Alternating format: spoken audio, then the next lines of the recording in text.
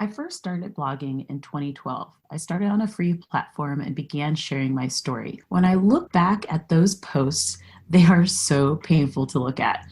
Short, quick little tidbits that weren't really well composed and not so pleasing to the eye. In fact, they were really ugly. I was positioned in the personal finance space and was really blogging about being in debt and trying to get a handle on my financial life. There was no thought of monetizing my blog. I was just like doing this random thing that sometimes I felt a little weird about. But for some reason, I really loved blogging. I loved the people that I met through blogging, the conferences, the professional opportunities that opened up as a result of being in that space, and the personal accountability to continue focusing on my goals, which at that time were extreme debt payoff, or rather paying off a ton of debt. And I loved hearing from the people who were inspired by the topic of my blog and who resonated with the project that I was working on. But as the years went by, things kind of changed, and my friends began to make money with their blogs and were able to make significant changes to their lives. For me, I started to think about the possibilities and the problems that monetizing my blog would create. What if my blog lost its voice? What if I came across too salesy? Would I upset my readers?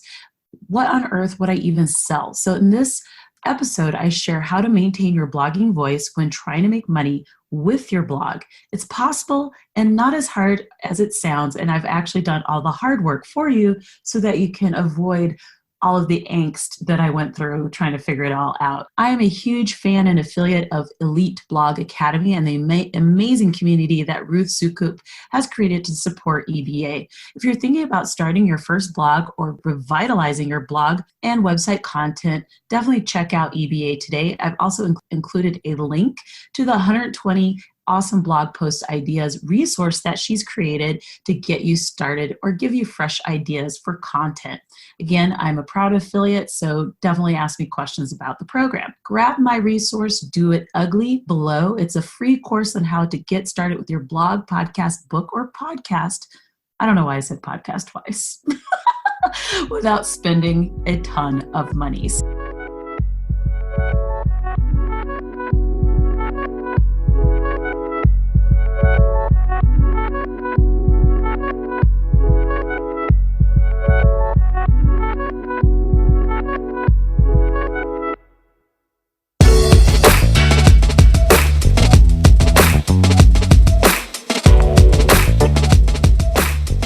When you're in the personal finance content creation space, you spend a lot of time, hopefully, weighing the ethics of what you do and what you're saying to the people who are reading your content.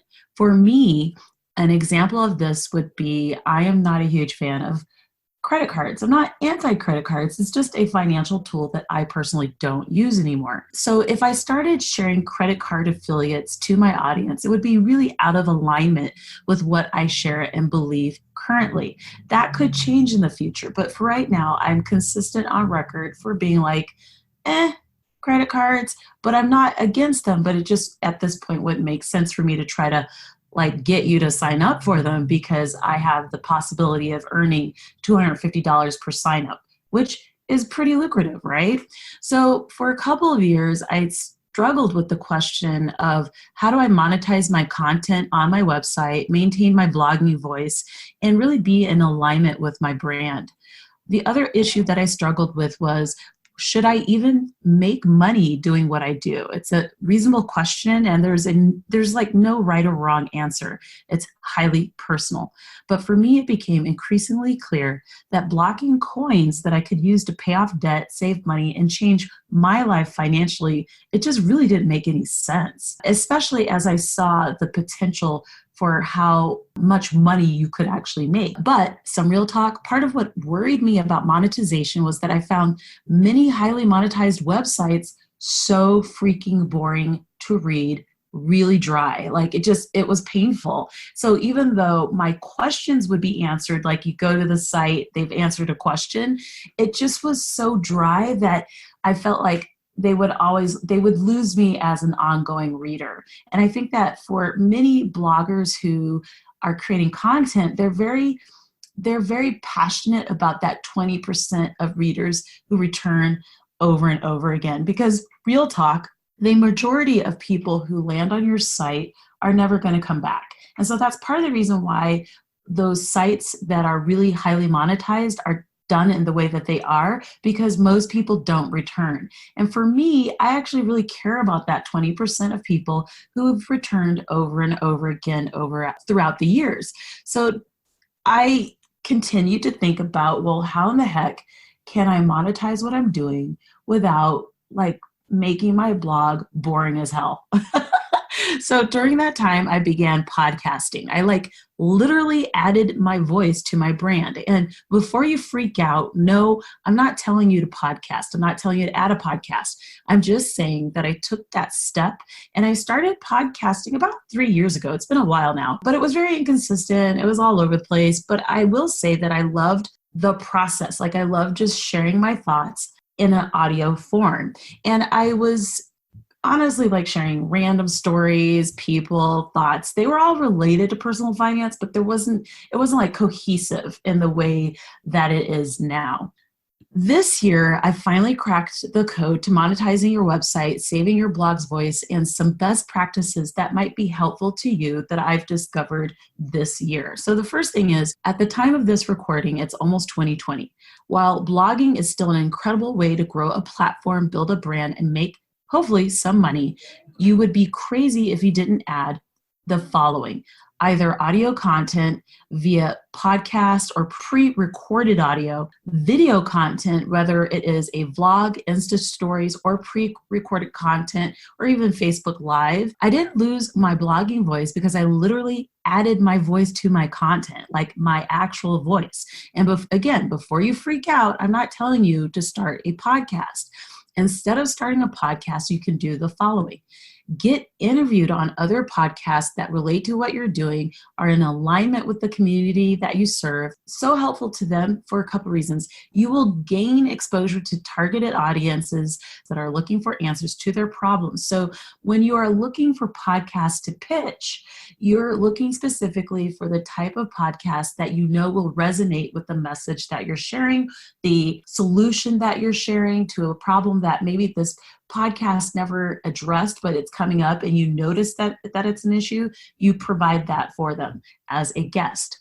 So you could say yes to speaking gigs that make sense for you, commit to regular Insta stories, Facebook Lives, depending on where your community finds and connects with you best. Instead of creating random content, I also began really working on who my content avatar is, basically who I'm trying to reach out to with what I'm working on. I found win-win affiliates that helped my content avatars with whatever it is that they are working on right now. So a win-win affiliate would be a product, good, or service that we both win with. So an example of that would be, I'm obsessed with Ibotta. Ibotta is a shopping savings app that is out of Colorado. I've actually met the CEO a couple of times. I've been to the facility. I've actually done a focus, like not a focus group, but like a user study where they asked me questions about the app itself. I got paid to do it. So I really like this app, and I've saved about $550 with it in the last couple of years. So it's awesome. I love it.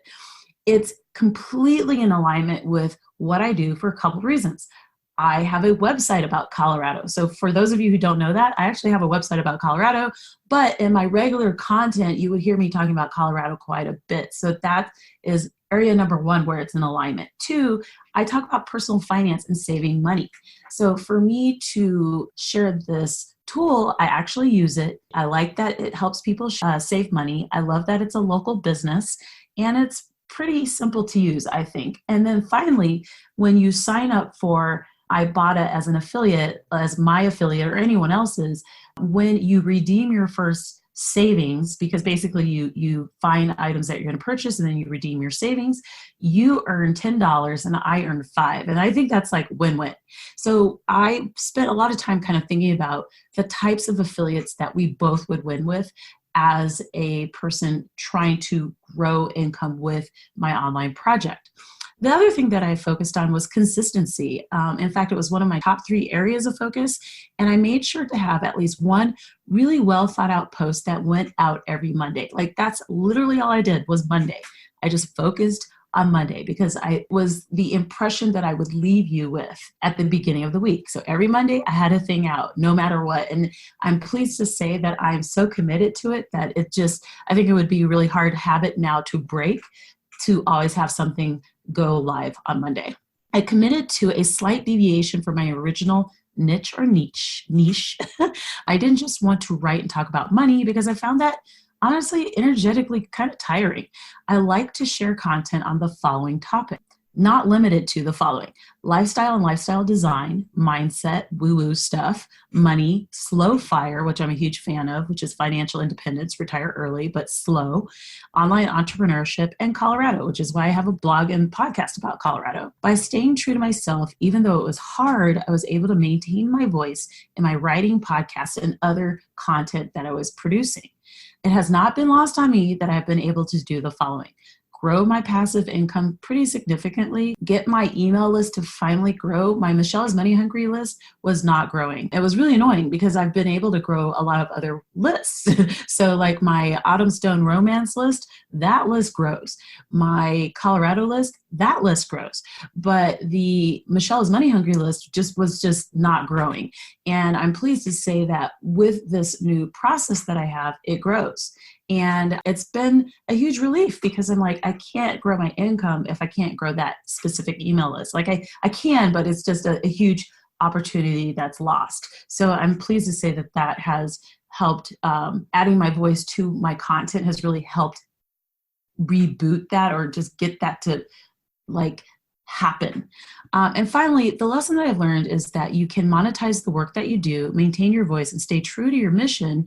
But blogging has changed. And those of you who want to monetize what you're doing now have a number of different avenues to reach those goals without relying on the following monetization model, which is dry SEO posts that answer a question that you put on Pinterest. In fact, I'm obsessed with Pinterest. I love it because I think it's a visual magazine, basically. So I love Pinterest. My concern with Pinterest is this: a lot of people have all their eggs in one basket. And even though Pinterest is a search engine, so I think it'll be around for quite a while, I do think that you have to be careful because when an algorithm changes, that will affect your ability to get eyes on your content. And so that's why going to other podcasters and doing podcast interviews, doing vlog interviews, so you don't have to run your own video website, if you will. You can go on someone else's show and be the expert there. You can go into people's groups as an invited guest and share your expertise there.